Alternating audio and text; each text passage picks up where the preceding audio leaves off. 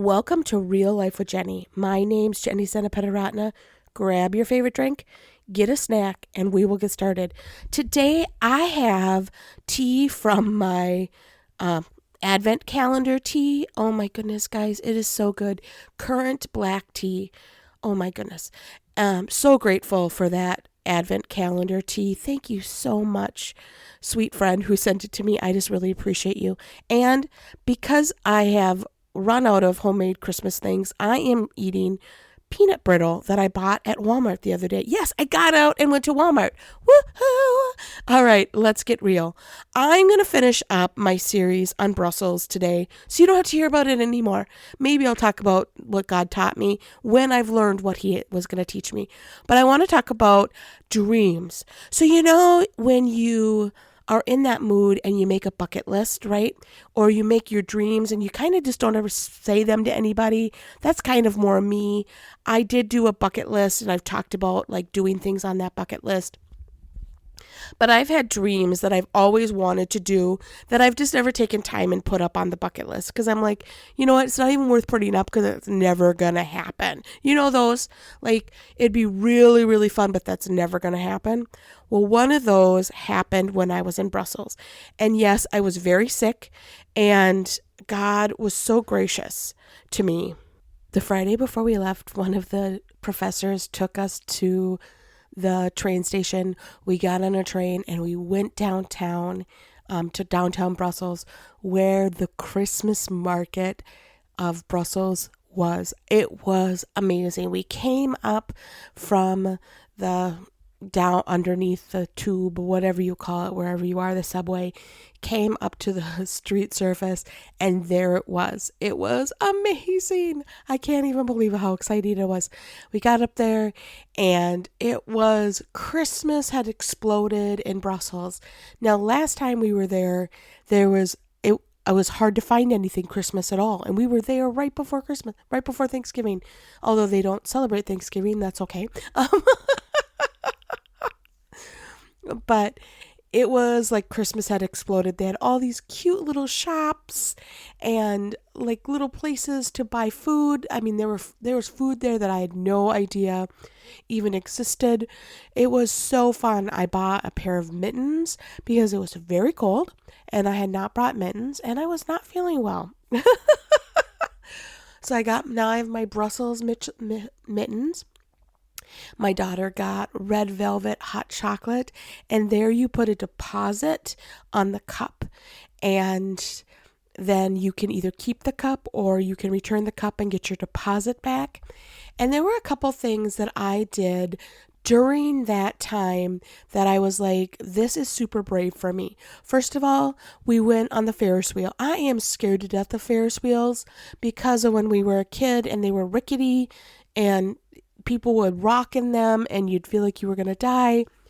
They're no longer like that, but it was facing a fear and it was beautiful. We were up on the top looking over the entire city and it was gorgeous.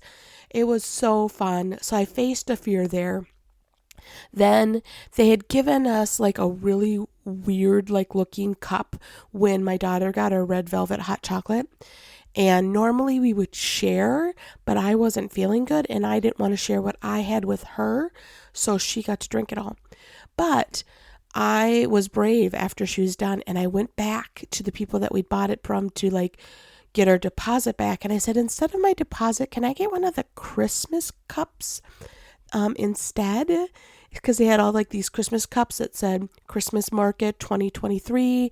And I was like, I'm willing to pay for it, but I didn't say that. And they're like, of course. And they just swapped it out with me. And I never send things back, never ask for extras. That's just not who I am. I put something up on Facebook the other day about buying Spritz cookies, and someone brought them to my house. And I was like, oh, rats, did it make it sound like I wanted someone to buy them for me? Because that was not my intention. My intention was to go buy them myself. Really, 100% that's what I wanted to do. I don't like to ask for things. That's not who I am. It makes me super uncomfortable. So to go ask for a Christmas mug was really way outside my comfort zone. But I was so proud of myself because I went on the Ferris wheel and I did something way outside my comfort zone and I got this mug and I came home and I put a beautiful, like, kind of floral arrangement in it and I have it up in my house. It is so cute. I absolutely love it. So now I will always remember the Christmas market in Europe because that was one of my dreams, was to go to a Christmas market that you see on Hallmark. Like,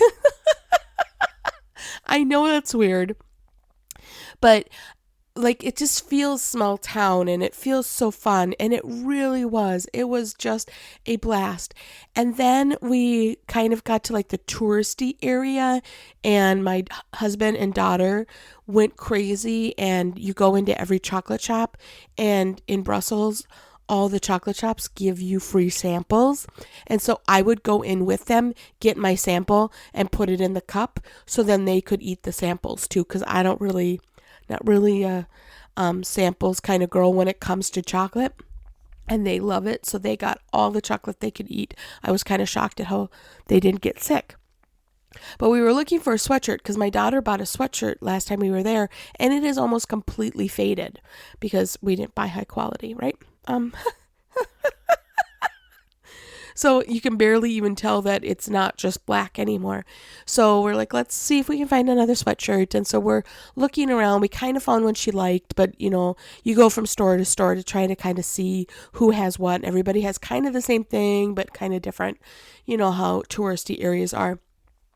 So we got into this one shop and they had her sweatshirt there. And I was like, this is super cute. And then I saw one that was almost exactly like it in black because hers was not black. And I found one like that and I was like, I wonder if this would fit me. And so I'm holding it up to me and I'm wearing a coat, and you know, because you're outside, you have a hat on and you have a coat and I have a mittens. And so I'm like, oh, I wonder if this will fit or not. And so I actually said to the person, I said, can I try this on? And they kind of looked at me because they don't speak English. They're like, what are you talking about? And so I kind of mimed it and she nodded to me and I tried it on in the store. Like, I never do that. I would just normally like, well, if it doesn't work, I guess I just have to give it away to someone else. And this time I was like, no, I would love to actually have a sweatshirt that fits me because I always buy them on vacations and I never try them on and they never fit. And then they sit in my closet because I can't fit into them, and I like them to be roomy and large. That's what I love when it comes to a sweatshirt. And I actually had the boldness to do something and ask about it, and I tried it on, bought it. It was super cheap, and now I match my daughter. Look at that, we're twins. She's not as thrilled as I am, but that's okay. It was just one of those days that that was a miracle for me. I mean, honestly, I know that sounds really like over dramatic, but I had not felt well. I was in bed. I had already passed out at the grocery store, like I talked about a couple episodes before. I mean, I was a mess, and God gave me strength to be able to go to the Christmas market for 3 full hours. We even had churros with dipping chocolate sauce. I mean, it was incredible. It was just, and we got home in time to have dinner back at our apartment. We had grilled cheese sandwiches that day. It was just like God just shined a little light in the midst of a really dark place for me. I just could not believe how gracious God was to give me that dream that day. And we had so much fun. And I think everybody was tired after 3 hours. In fact, we went into a bookstore, and okay, you bring my daughter into a bookstore and you know it's going to be hours later before you leave, even though very little was in English, you know. Most of it is in Dutch and in French, but that's fine. She still spent at least a good half an hour there, and I was thrilled because I found a chair to sit down in, because in Europe, they don't have benches like on the side of the road to just sit down. That just does not exist. So when you find a place to sit, you spend some time there, especially when you're not feeling good. And so I got to sit there and warm up, and I got to feel my fingers again and my toes again. And she got to explore the bookstore. And I think she ended up getting a bookmarker. But like a half an hour and we found a $1 bookmark. And that's fine. Woot. But it was just so fun. We saw people ice skating and curling, and they had a merry-go-round. It was just out of a movie fun. It really was. And I just wanted to come on and encourage you that even in the midst of chaos and darkness, there can be a glimmer of hope. There can be a glimmer of something amazing. And that's what this was for me. Like, God just brought a dream to reality for me. And I pray that that's what he does for you. First of all, that he plants a dream in your life, that he gives you a bucket list, that you're like, these are things that I want to do that you never think you're going to get to do. I mean, that's the whole point of a bucket list, in my personal opinion, is it's things that you're like, I don't even dare write this down because it's never going to happen. You know, it's just, I'm never going to meet anybody that is famous. That's just not anything. I'm not in those circles. Like, I don't ever go to California. I'm just not going to meet anyone famous. So I'd never put that on my bucket list. But that doesn't mean that if that's your dream, that God can't bring something like that to reality. I mean, I know that seems really weird. That's probably not what your dream would be. But my prayer for you is that you first of all get the dream, and that you would make a bucket list, that you would be like, Lord, I would really love for these things to come true in my life. I would really love for them to happen. And then you maybe take some steps forward towards those. When we decided to go to Brussels this year, it was part of our plan to go to the Christmas market, because I was like, yes, we are done on Friday, but we are staying till Sunday because I'm going to the Christmas market, because I knew the Christmas market opened on Friday. And so I'm like, last time we flew out on Friday, and I'm like, we're staying till Sunday. And we did. And because of that, we got to go to the Thanksgiving with all the missionaries from the area. It was so fun. I was not feeling great, but still it was a blast. They had turkey and stuffing and mashed potatoes, like all the food that I had been craving.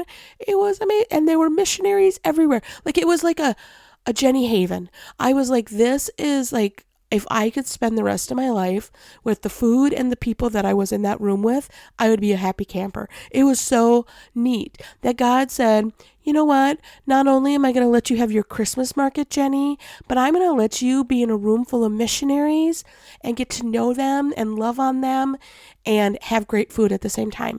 It was just amazing. I just feel so blessed. And I want you to be there too. Not that you need to spend in the same way that I do, but I am excited to see how God will help your dreams come true, how he will help you get to your bucket list. If you put it in his hands and you say, Lord, I really never in a million years would have thought that I could go to a European Christmas market. Honestly, never thought it, because we don't normally, like, we travel a lot, but it's always for ministry. And like, what are the odds that ministry is going to bring you to a Christmas market, right? And it did. God opened those doors, and it did. And I know that God is big enough to do that for your bucket list too, that he can open doors and bring you closer to things that will help you get to the end, and get to that bucket list that you can check it off and say, wow, look what God did. Well, that's all I have for you this week. I am super excited to see your bucket list come true, and have you make them, first of all, and then see them come true because you put them in God's hands. You can find me at Real Life with Jenny on Instagram, Facebook, and Be Real. You can also find us at christconnection.cc/Jen. Now, as we're heading into the 2024 year, which seems crazy to me, I can't even believe we're almost there, I'm asking you to put things before the Lord and say, Lord, what can I put on my bucket list? What dreams have you given me this year that I need to really start moving towards and trusting that you will bring forth? So let's do it. Let's get excited. Let's be bold and think about new dreams and new bucket lists and what God can do in your life. Have a great day.